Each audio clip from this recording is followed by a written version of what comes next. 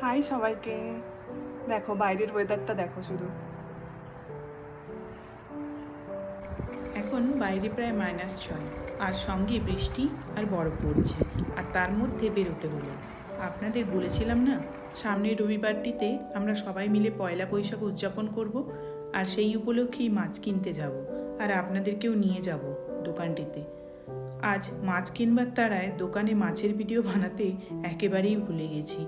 তবে মাছটি যখন রান্না করব আপনাদের তার ভিডিওটি দেখাবো। পরে একদিন না হয় নিয়ে গিয়ে আপনাদের দেখাবো ওই দোকানটিতে কী কী মাছ পাওয়া যায়। আপনাদের আগেও বলেছিলাম না, এখানে ওয়েদার কখনো ঠিক থাকে না। এই দেখুন, দুদিন আগে পর্যন্ত কীরকম রোদ্দুর ছিল, আবার আজ থেকেই হঠাৎ করে বৃষ্টি আর বরফ। এটা এখন দুদিন ধরে চলবে। আস্তে আস্তে সামনে রবিবার থেকেই ক্লিয়ার হয়ে যাবে। দেখুন বাইরেটা কত সুন্দর লাগছে দেখতে। আসি আজকের মতো, সবাইকে টাটা।